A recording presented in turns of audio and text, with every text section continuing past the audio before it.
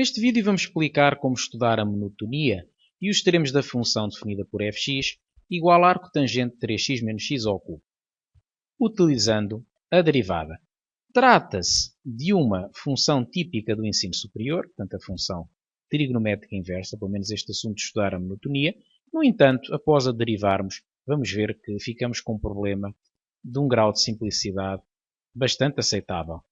O primeiro passo na resolução de um problema deste tipo é sempre encontrar o domínio da função em estudo. Neste caso, o domínio é R, porque sabemos que o arco tangente está definido para todo o número real. Portanto, é possível calcular o arco tangente de qualquer número real, pelo que esta expressão não envolve restrição nenhuma.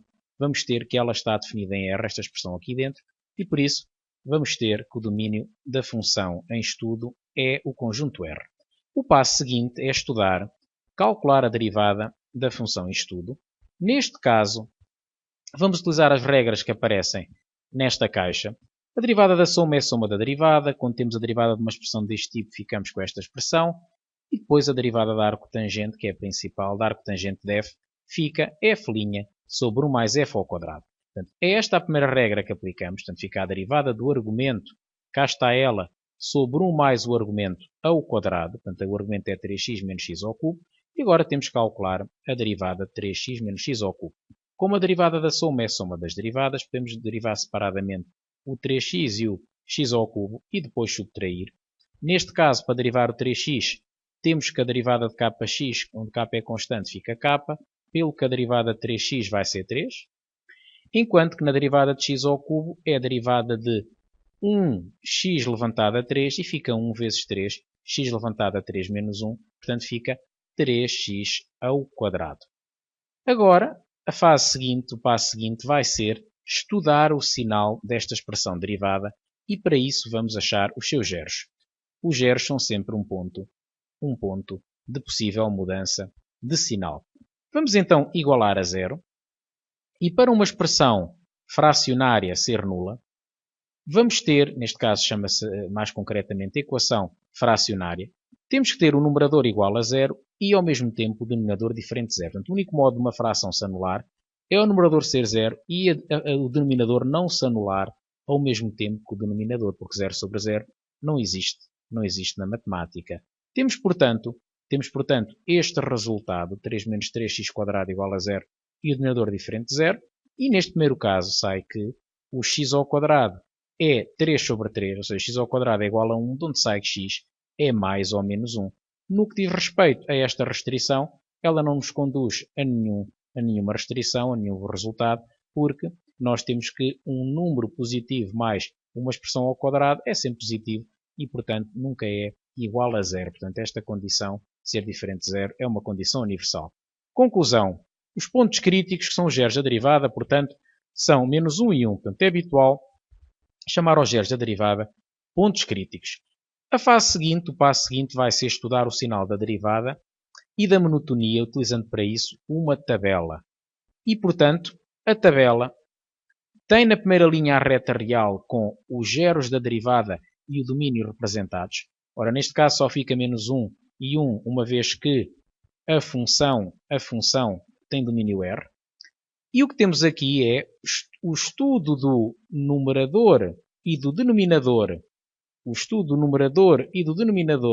da função derivada feitos separadamente. Neste caso, vamos ter que o numerador dá origem à parábola da equação y igual a 3 menos 3x², que é uma parábola com concavidade voltada para baixo, que é, portanto, positiva entre os zeros e negativa fora deles, pelo que concluímos que é negativa de menos infinito a menos 1, reunido com de 1 a mais infinito, e é positiva entre menos 1 a 1. É isto que aqui está representado nesta linha. Negativa de menos infinito a menos 1 e de 1 a mais infinito e positiva de menos 1 a 1. E agora, no que diz respeito à expressão do denominador, ela é sempre positiva, pelo que já tínhamos dito, porque é o resultado da soma do número positivo com uma expressão ao quadrado, que é sempre positiva ou nula. E agora a derivada vai se comportar da seguinte maneira, como é o quociente destas duas expressões. Número negativo a dividir por número positivo dá negativo. 0 a dividir por número positivo dá 0. Número positivo a dividir por positivo dá positivo. 0 a dividir por positivo dá 0 e negativo a dividir por positivo dá negativo. Sabemos que quando a função derivada é negativa no intervalo a função que lhe corresponde vai ser decrescente, é o que temos aqui. Derivada negativa, função decrescente. E quando é positiva, a função é crescente, é o que temos aqui. Voltamos aqui a ter sinal menos, função decrescente. E agora há que escrever as conclusões. A tabela serve apenas como cálculos auxiliares, digamos, e portanto as conclusões são que f é decrescente menos infinito a menos 1, e em 1 a mais infinito, e agora sabemos também que ela é crescente no intervalo de menos 1 a 1. Relativamente aos extremos que também são pedidos, sabemos que o f de menos 1 vai ser um mínimo relativo e o f de 1 um máximo relativo. Quanto é o f de menos 1? Temos que o f de menos 1 é arco, que é arco tangente de menos 2 é mínimo relativo. Portanto, podemos concluir, chegar a esse resultado substituindo aqui o x por menos 1. Portanto, 3 vezes menos 1 dá menos 3. Menos 3 menos menos 1 ao cubo é menos 3 mais 1, que é menos 2.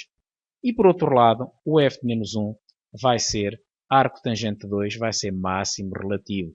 Como é que chegamos ao arco tangente de 2? Substituímos aqui o x por 1 e fica 3 menos 1 ao cubo, que vai dar 2. Portanto, vai ser o máximo relativo. O exercício está concluído.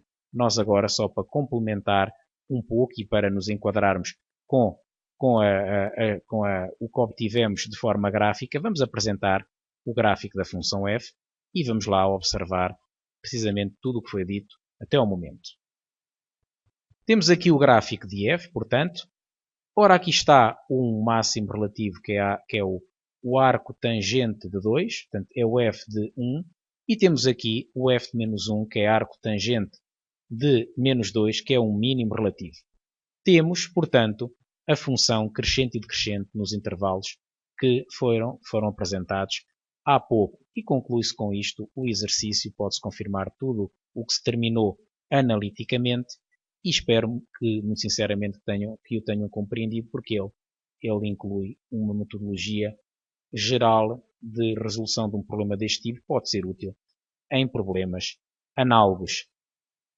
Continuação de um bom estudo, há mais vídeos nesta coleção de vídeos relativos ao estudo da monotonia, há outras funções que convém estudar. Continuação de um bom estudo, até à próxima.